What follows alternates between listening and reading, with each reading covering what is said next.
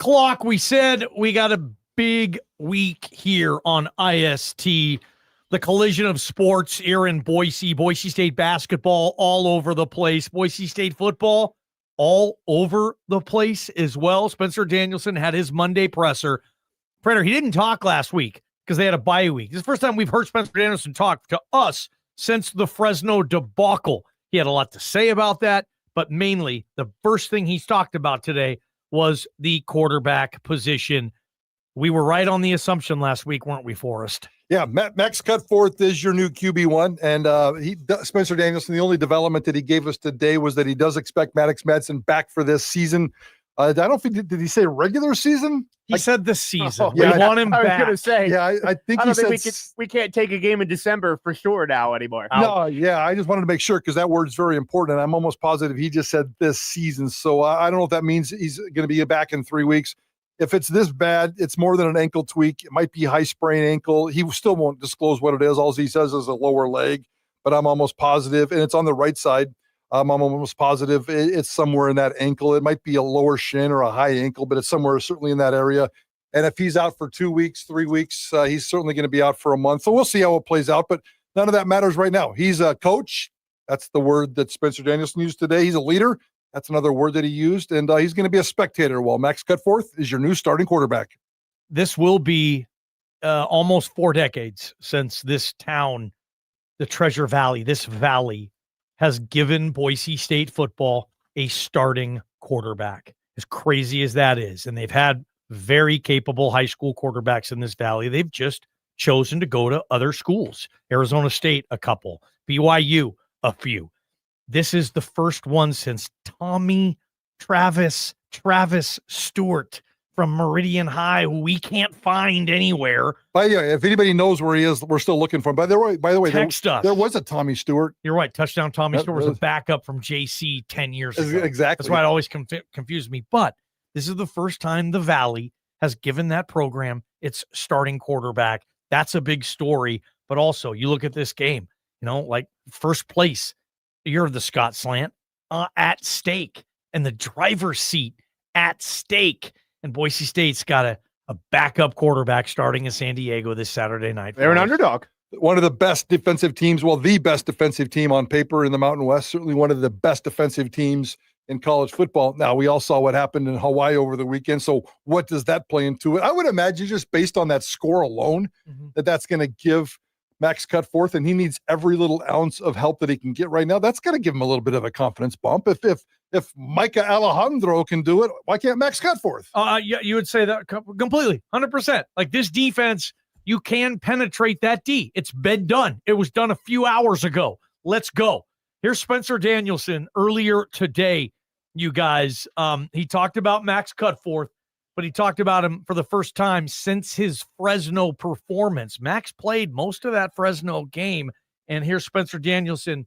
Here in a second, Prater, talking about Max Cutforth, and that's basically where we're going. Spencer Danielson here talking about Max Cutforth. Yeah, and his role last week. I think behind the scenes, they knew last week that Max Cutforth was going to be the guy, so there's been a lot of time and effort in terms of dealing with that, getting him ready. So at this point, Max Cutforth is going to be ready. Whether he can go out and execute, that's a whole nother point. But according to Spencer Danielson, I think we're still juggling some audio here. He's checked all the boxes so far. How do you guys feel about your new quarterback? Good. I didn't like the last guy. Anything can be better. Or how worried are you? How good is San Diego State, you guys? 208-424-9300. Spencer Danielson talking about Max Cutforth's performance against Fresno.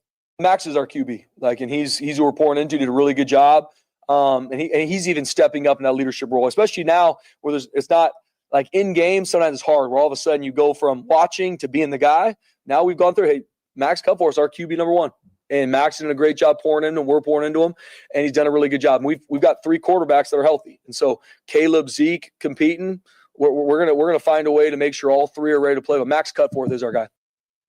That wasn't, I'm sorry, I misread that. It wasn't necessarily about Fresno, but Fresno leading up to this, Prater, and that's the quarterback room. Max Cutforth, Caleb Annett, and Zeke Martinez. That's scary. That's scary. And I'm still just flabbergasted that Boise State got themselves into this position. That they're in this position. Yeah, we had that argument last week. We'll continue that argument later on. Right now, it's about Max Cutforth, but how the hell did Boise State, a program so successful, so much offense, such history, and no offense to Max Cutforth, but they got stuck with this quarterback room this week, and that's kind of scary. You guys, do you feel the same way Prater does? Like Boise State, you got yourself into this mess. They didn't think it was a mess. They said all spring, all summer, how great Max Cutforth was improving and this, and he's ready, and he had a cutter sign off, and I don't know, he's got a big game coming up. Max Cutforth, his expectations, here's what Spencer Danielson said just about him.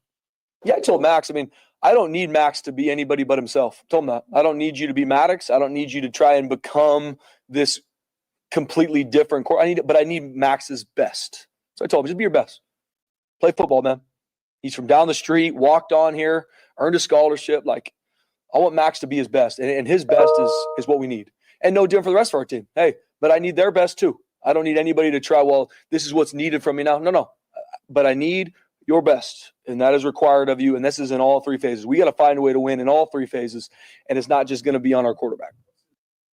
Kind of is on a quarterback. Kind of is ball game. Can they beat San Diego State with below average quarterback play? Yes or no? That means they're yeah. Yeah, because we saw that San Diego State is vulnerable this weekend. So yes. Although bad quarterback play certainly had nothing to do with Hawaii's victory. They were fine in the quarterback spot. For me, and we're going to address this not only today, but later on this week, it starts with the running game. And I don't have a lot of faith in Boise State to execute a running game. And that's a shot at Nate Potter, who, they say that getting Dylan Riley 6 carries is unacceptable, but it's happened 3 times. Yeah, why does it happen? Yeah, why does it keep happening? If it happened once, you can use that as an excuse. It's happened 3 times, guys. Come on, man. That's just not good. And so I have I don't have more faith in Max Cutforth than I do the running game, but just as much. And that's an indictment on both. And that scares me. I got to be honest. If you're worried about the running game, and now you're throwing Max Cutforth, I know they had 2 weeks to get ready for this game, but this is a defense that when they're on, it's hard to move the ball against San Diego State. And so there's definitely a floor to this game that's pretty low for Boise State, coming off of a game in which, and what we talked about at the week of the Fresno game, they're playing the 2 best defenses in the league, back-to-back games. Yep. And we all saw what happened against Fresno. And it's not getting any easier now that you're going on the road, maybe a pissed off San Diego State team after what happened to them. So this is a tough spot for me, guys. This is a Zach Hill, Nate Potter, Spencer Danielson game. You had 2 weeks. You've known this situation the whole time. You need to come up with a game plan to help Max Cutforth out, and they have to do their job in terms of preparation if Boise State's going to be able to win this game. Max Cutforth, your starting quarterback. Well, now that you are QB1, you walk in the building, you're the big man on campus, you're the quarterback, starting quarterback at Boise State. Spencer Danielson talked about how his mental strength is different now that he is QB1. Local kid, especially the story, walk on. Now he's going to start a game for Boise State football. Awesome. My message always with our players, I want to try always be a truth teller. It's just, hey, this is where we're at. Max, we believe in you. Go be your best. And it's all process focused, because even we got players from Southern California. I'm sure they're going to have a lot of family. It's process. How can I have my best Monday? How can I focus on growing to understand the game plan really well? And for Max, it's going to be no different. Like, I believe in Max. And same thing to Sean's question. Like, I don't need Max to be anybody but his best. And we got to make sure we set him up for success. And I need everybody to play their best, not because Max Cutforth is our quarterback. It'd be no different if Maddox Madsen was rolling out there on Saturday night. I want our players to grow, because that's November. It's separation month. I need our guys to step up and be their best. Can Max Cutforth be better at certain areas of quarterbacking than Maddox Madsen? Maybe he's better at a certain area, and that certain area ends up being a difference in being able to win this game. Like, what do you think is more common, or what would you think would happen first, you guys? Prater, I'll ask you first and then Greg. Boise State wins by 20 or Boise State loses by 20? For you, what's more in play? Probably Boise State losing by 20. Just looking at it on paper, if you'd asked me that going into last weekend, I would have been really confident about that. Now, again, the San Diego factor has really thrown me for a loop, thrown all of us for a loop in terms of how much credibility and how good they really are. But I'm not sure that Boise State can go to San Diego and win by 20 with Max Cutforth as a quarterback. Now, they can go to San Diego and win by a couple with a dominant running game that Nate Potter doesn't, overthink. Figure out who to get the damn ball just to. overthink it. The whole fan base, the whole media sees who the best back is, and it's like the guy calling the plays for whatever reason just doesn't go there. I just think he overthinks things, and it happens, and he needs to be focused better. And he needs to have a stronger game plan that he sticks to. Sometimes he sticks to these game plans and then he panics and pivots right, pivots left, pivots somewhere. And I'm not quite sure I've seen that yet. But yeah, 100%. I'm not feeling a lot of confidence going into this game, and it needs to change. And I think the players kind of feel the same way. I think it's a no-brainer. Boise State more likely to lose by 20 than to win by 20 because the only way they're going to win by 20 is if it's like a carbon copy of the Nevada game. Where they go said that about this program, though, for the whole millennium yet, right? And we're in that point now where Boise State's more likely to lose by 20 than win by 20, Greg. That's crazy. Well, again, I think some of it is a credit to San Diego State. This is a team that has overachieved this year, and you got to give them their due for just getting to this point, notwithstanding from what happened on Saturday. But I also do think that the only way Boise State is to win by margin here is if we see what happened in Nevada, where you completely shut down the San Diego State offense and you limp your way to a 21-3 or something. And even that, I guess, is 18, but you get my drift. Yeah. I think it's far more likely, like I said, that Boise State, if they struggle to run the ball, they get behind the sticks. Cutforth is facing a lot of third and longs. You're done. This could be like 30-7. Yeah. I think you're done in that case. If that is the playbook, no question, Greg. Spencer Danielson talked about the playbook, seriously, and how limited is this playbook with no Maddox Madsen and Max Cutforth as your QB1? No, Max is extremely bright. Max is extremely bright. I mean, and that we can run our entire playbook with Max, and that's what we love about Max. He's very bright. He can make all the throws. Now we got to make sure we put him in good spots, but we're going to run our offense. We got to make sure we execute. That's what we didn't do consistently. A week ago against Fresno State? We just didn't execute. And that's not just on the quarterback. It's the play calls, the offensive line, the tight ends, the receivers, the running backs, obviously the quarterback too. But no, we can run our entire playbook, and that was the biggest thing for us. No different than a bye week. What do we do well? What are some things that we got to do well, and what are the things that we got to do to attack San Diego State?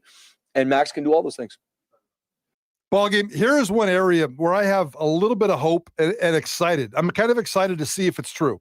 Because I've talked myself into thinking if there's one area where Max Cutforth can be better than Maddox Madsen, at least for this one game. Because one game is just a puncher's chance. Just go out there and, as Spencer said, play with joy, play with juice, and just get through this one game. I have a feeling that Max Cutforth can be a better downfield passer. And if we can get Max Cutforth to connect 3 or 4 balls that are 20 yards deep, and they spent the entire offseason working on that with Maddox, and it just really hasn't clicked on a regular basis. We've seen bits and pieces of it, and it's decent, but just the downfield passing game. I think Max Cutforth there's a chance that he can give us a little bit of a spark there, and I'm curious to see if he can make that happen against San Diego State. I'd love to know what you guys think as well on the Taco Bell hotline. What are you expecting possibly Max Cutforth to be better than Maddox Madsen in one area? And you talk about just the splash plays, guys. They had 7 splash plays in the passing game against UNLV. 7 completions over 20 yards. Against Nevada, they had 1. Against Fresno, they had none. Wow. So this passing game, guys, hasn't had 2 plays over 20 yards. You got to go back to October 18th against UNLV. So they need to get that back, and maybe that is a strength that Max Cutforth has. Nate Potter totally dodged my question today, too. And he said, because he hasn't played. And I thought that was fair on my end. What does Max Cutforth do better than Maddox Madsen? And he wouldn't answer. He did not answer. He said, I don't know. I got to watch the game. He did. Like you don't know if he has a better arm. You don't know if he sees the field better. You don't know if he's slow. I mean, to me, it was like, God, give me something to chew on with Max Cutforth. What is he better at? And they wouldn't go there, guys. Yeah, and I'm not even sure the downfield passing part's true. I mean, if you look at Max, it might be. Well, he's still never completed a pass longer than 19 yards at Boise State. So at least this year. So, I think it might be. I'm very curious to see if it can happen. I kind of given up on Maddox in the long passing game over these last couple of weeks. Maybe coming out of that UNLV game, there was hope, but since then, we really haven't seen it. I think Max Cutforth can spark this long passing game. Let's see what happens. I think that's the glass half full approach to the game this week. If there's some gumption, and some mental fortitude here with this team, then you would hope that the Madsen injury and kind of having to hear about how they're not God's gift in the Mountain West anymore would light a fire under them. Can this be a galvanizing moment for this team? Can they go down there in a game that they're now an underdog in a game in which now all of a sudden, again, Saturday's result notwithstanding, San Diego State seems poised. They can still obviously get to and win the league championship, which would be an overwhelming success 100%. For the Aztecs. They'd host it. They'd host it. I would still think this is a great crowd for them, or as good of a crowd as they could get in San Diego. So if I'm in that Boise State locker room, if I'm one of those players, can everybody kind of rally around each other and flush everything that happened and say, it's still right in front of us. Now we're the underdog. Maybe they can play that up a little bit. And I'd be curious because Ballgame, like you said, they haven't been in this position much at all in the 21st century in Mountain West games or in WAC games. Now they're going somewhere where people actually think they're going to lose. And we're sitting here saying maybe they could also lose by significant margin. Yeah. Can this be a motivator for the guys that are healthy? Absolutely. And if it I don't know work, if it will be, though. I don't know if it will be. I don't know if this team's tough enough to do everything Greg said. Spencer Danielson said, and I quote, "Why are we not playing with joy and juice?" Right. I mean, what's going on? If they're not playing with it now, it's November. If Saturday's November 15th. Guys, why do you think Spencer said that? 208-424-9300. Is San Diego State good? Are you worried about this thing? Let's open up the Taco Bell hotline and say what's on your mind. I don't care if you're watching YouTube or if you're listening to this show. Call 208-424-9300. We want your opinion on Prater and the ball game. KTIK the Ticket. From the Beacon Plumbing Traffic Studio, this is Ticket Traffic. Rivalries collide in Boise. The Holiday Hoops Classic is here. 4 college teams battling for glory. 2 games per day, November 26th and 28th.